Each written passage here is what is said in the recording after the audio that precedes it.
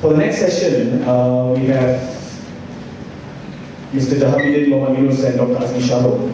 And this particular session will be moderated by Mr. Jaina. They'll be addressing fundamentally the same issues, human beings all born free and equal, and we'll hear from Mr. Jahaberdeen Mohd Yunoos first.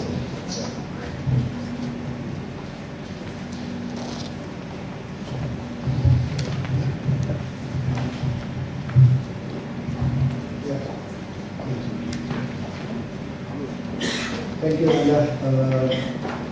Before Mr. Jahaberdeen starts, just a quick introduction. I think Nanda has done it, but Jahaberdeen Mohd Yunoos is a lawyer, blogger, author, and was formerly a columnist with Bulgaria. He is going to present the topic human beings born free and equal from the faith perspective. And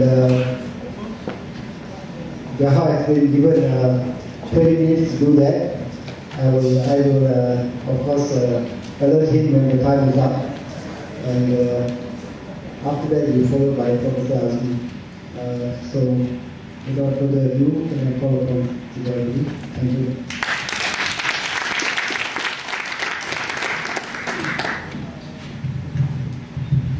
Good afternoon. Human beings all born free and equal in dignity and rights. I'm just learning how to use this one. Now, that concept is a very important concept, and it's so important that it's part of the Universal Declaration of Human Rights, which is contained in Article 1 of the Human Declaration of Human Rights. It says this: all human beings are born free and equal in dignity and rights. They are endowed with reason and conscience and should act towards one another in a spirit of brotherhood. Now, as a Muslim, I'm supposed to talk about it from the Islamic perspective. As a Muslim, when I look at this Article 1, I would say straight away that 100% it is consistent with what the Quran teaches. Now, Article 2 of the Universal Declaration of Human Rights goes on to talk about what are the specific rights that they have. One, for example, is right of education, equal rights to education, equal rights to employment, and so on. Now, with that, let's go and see what does it mean when we say free and equal. Now, when we say free and equal, we mean this. Very simply, we mean that all human beings, they are all accorded equal opportunities in every single detail of their life. Which means all of us, everybody must have equal opportunities towards education, life, getting a job, attaining resources, and other things. With that, I would like to look and share with you some of the perspectives from the Quran. The first verse I want to share with you is this. This to me is a very important verse because here, in the Quran, it says that human beings are created by God with the best structure. What that means is that God says that all of us human beings, every single one of us, are created in the best structure, or the Arabic word is taqweem. Now, the word again in that verse earlier, the Arabic word is insan. Now, when it says insan, it does not refer to a specific person, it refers to every single human being. In other words, we're saying this. In other words, God says, see you not that God has subjected for you whatever is in the heavens and whatever is in the earth. Now here again God says to mankind that do you not see that I have given you the power of control over all the resources on earth. Again, this is in reference to every single human being. And from the perspective of the Quran, this verse refers to all the Muslims, the non-Muslims, the atheists and everybody else. It's very clear in this verse, yeah?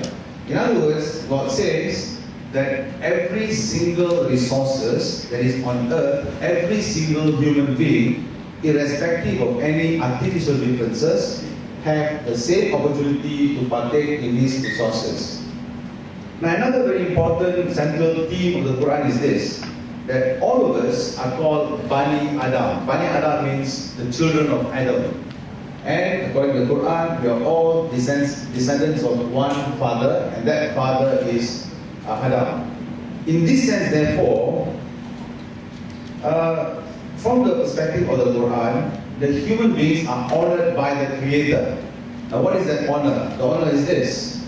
We have honored the children of Adam, provided them with transport on land and sea, given them for sustenance things good and pure, and the last part, and conferred on them special favors. Now God says that, the Quran says that when He created us, He has given us human beings special privileges as compared to the other creations of His. The animals, the mountains, and all the other creations, we, the human being, has got special privileges. And that is the honor that has been given by God. And my understanding of this is, since there's an honor given by God, no other human being can take away that honor. No other human being can take away the dignity or challenge that dignity.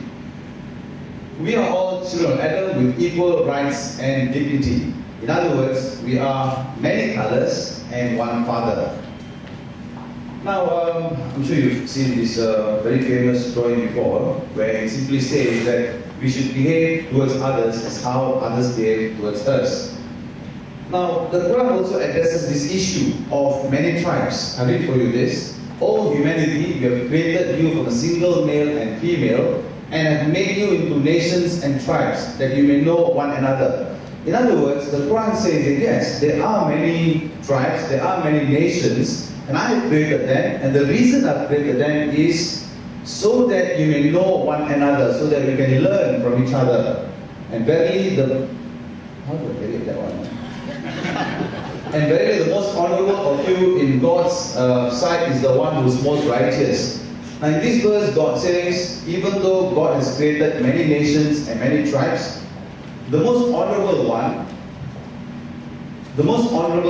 is the one who is most righteous, the one who does the most good deeds. That person is the most honorable one.